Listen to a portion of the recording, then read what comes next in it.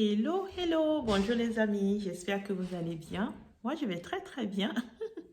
Alors, si vous nous rejoignez sur cette chaîne pour la première fois, je vous invite à vous y abonner et surtout n'hésitez pas à cliquer sur la cloche de notification si le contenu vous intéresse pour être alerté de la publication de toutes nouvelles vidéos.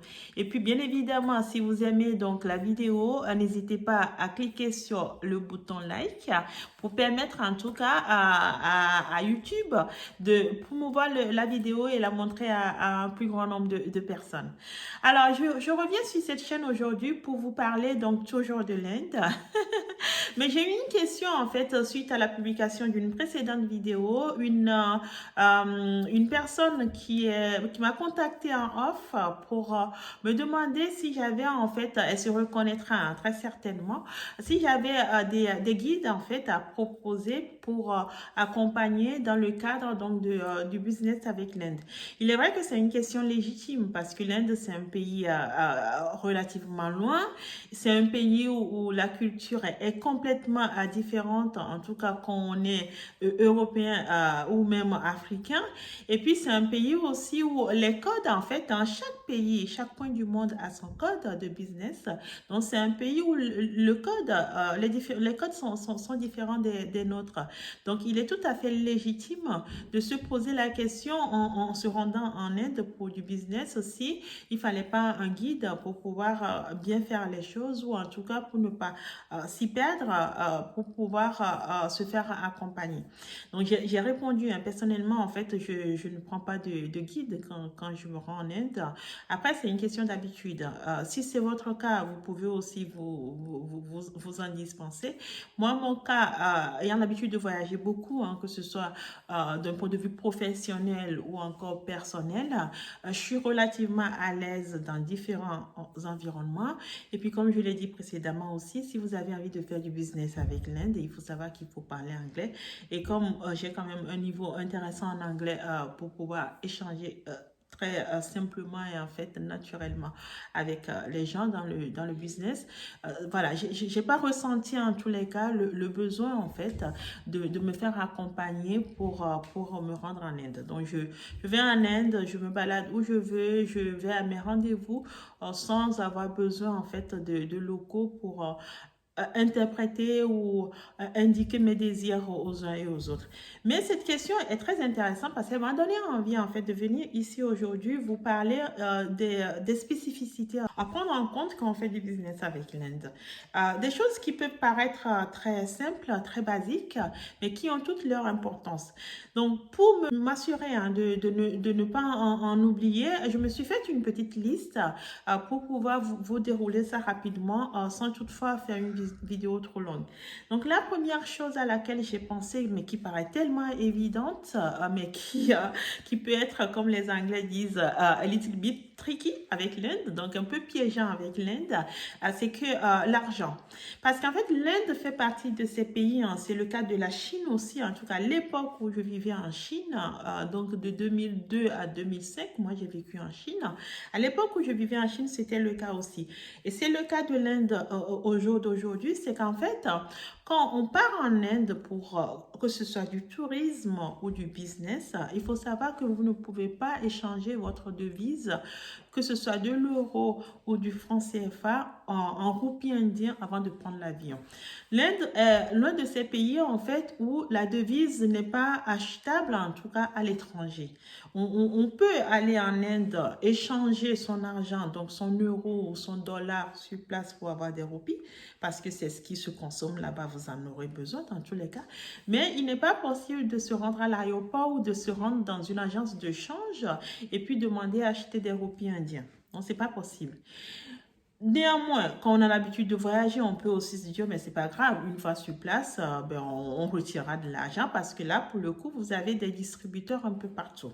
Donc, on retirera de l'argent et puis ça fera l'affaire. Erreur, parce qu'en fait, en retirant de l'argent, donc que ce soit que vous ayez une carte Visa ou une Mastercard ou autre, en retirant de l'argent en Inde, les contrats en fait avec les différentes grandes banques ne sont pas aussi, comment dire, peut-être performant que ce qu'on peut voir dans l'Europe où on retire de l'argent facilement un peu partout sans se poser de questions. Je veux dire par là en fait que chaque retrait que vous faites en Inde, vous payez des commissions là-dessus. Donc vous payez non seulement des commissions pour votre banquier si vous habitez en France comme moi ou dans l'Europe, mais vous payez aussi des commissions parce que vous avez retiré de l'argent en Inde. En fait, vous avez deux lignes qui se suivent en fait, qui vous génèrent en fait des frais et que si vous ne vous organisez pas bien et que vous ne faites pas attention, au bout du bout, vous pouvez vous retrouver en fait à avoir beaucoup de frais à votre retour de l'Inde. Donc attention, attention, en partant en Inde, veillez à transporter avec vous de l'argent dont vous savez que vous aurez besoin là-bas, certainement dans votre devise, et une fois sur place, petit à petit, vous allez les changer. Vous n'avez pas besoin de tout changer en une fois. Vous prenez un petit bout, vous changez en roupie indien. Quand il n'y en a plus, vous retournez, vous en rechangez.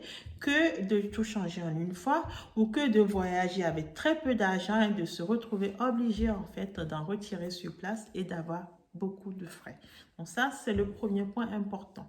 Il y a aussi le fait qu'il faut en fait, quand vous partez en Inde, il faut être une personne assez humble.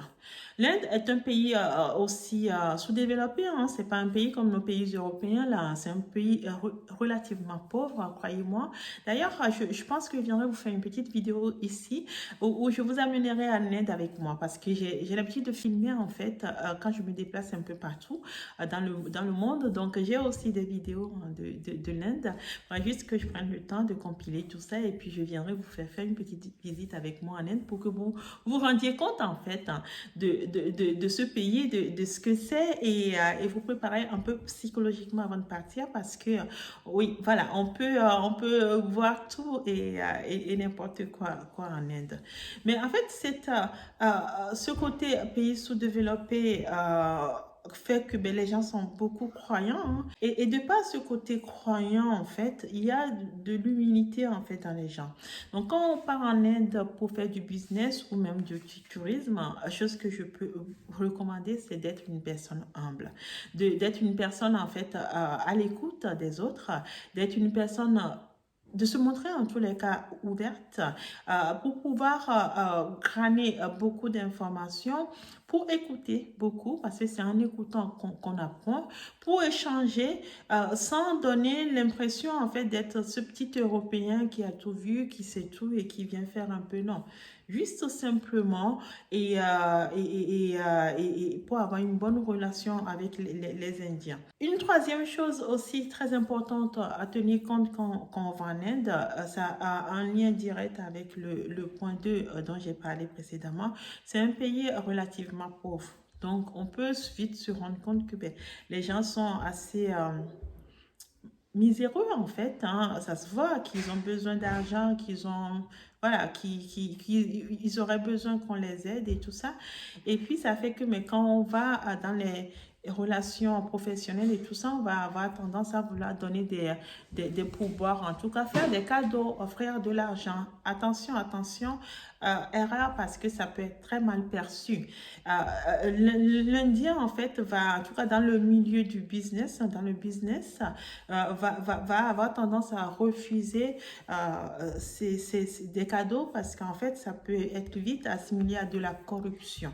Donc, n'offrez pas de l'argent ou un beau cadeau à votre interlocuteur qui travaille pour une entreprise comme ça pour le remercier de ses bons et loyaux services, surtout pas devant ses collègues en plus parce que tout de suite, ça peut être très mal perçu. Donc, voilà, tenir compte de ça dans vos relations. Néanmoins, quand vous faites du business avec l'Inde, il faut garder aussi à l'esprit qu'il faut savoir parler d'autres choses que du business. Je m'explique. C'est-à-dire que quand vous venez visiter par exemple votre interlocuteur, vous parlez du business certes, mais réservez un petit peu de temps avant de parler business pour parler de tout et de rien. Et puis après, ça va parler de business aussi pour parler de tout et de rien. Ça peut être des choses assez banales, par exemple, le vélo moteur, en fait, que vous avez pris pour venir là-bas, ou une expérience que vous avez pu vivre au cours de ce trajet, ou le taxi que vous avez pris pour venir là-bas, un échange que vous avez pu avoir avec le chauffeur de taxi et qui vous a appris quelque chose sur l'Inde. Sortez ça pour faire en fait la petite histoire en fait, pour détendre l'atmosphère, pour permettre à cette personne aussi de s'exprimer sur cet aspect de son pays et vous-même d'apprendre encore une nouvelle chose. Ça fait partie en fait de ce côté amical qui est très recherché en fait quand on fait du business avec l'Inde. Il faut savoir que voilà, il faut un peu d'amicalité en fait, il faut un peu d'amitié dans tout ça pour que ça marche bien. Donc, il ne faut pas que la relation soit tendue, trop sérieuse, crispant et créant en fait une certaine frustration ou une certaine peur. Il faut que ce soit détendu. Voilà, on échange, même si on est là pour faire du business, il y aura des moments de négociation et tout ça, où chacun restera certes intransigeant sur sa position, mais après ça, ils vous offriront du thé. Acceptez le thé, surtout le thé au lait, il est pas mal. Et discuter de tout et de rien. Ça permet aussi de construire la relation pour l'avenir. Donc voilà, réserver ces petits moments pour parler de tout et de rien. Une chose aussi qu'on peut constater quand on va en Inde pour du business, en tout cas pour nous les Européens, c'est qu'en fait, les gens sont relativement lents. C'est-à-dire, les gens prennent du temps. C'est pas dit, en fait, c'est pas du tout dans péjoratif ce que je suis en train de dire. C'est que les gens prennent du temps pour faire les choses. Quand nous, on débarque de notre région parisienne ou de l'Europe, où on est tous plus ou moins stressés, il faut que ça aille vite et tout ça, on a envie que ça aille vite, en fait. Et on peut vouloir s'agacer ou en tous les cas montrer notre impatience. Sachez que voilà, culturellement, là-bas, les gens prennent du temps. Ils ont l'habitude de faire ça comme ça. À vous de vous mettre à leur niveau, vous n'allez pas pouvoir les changer. Donc, sans aucune ambiguïté, sans aucune arrière-pensée, pas d'agacement. Vivez les choses tranquillement, calmement pour pouvoir profiter de votre séjour en Inde.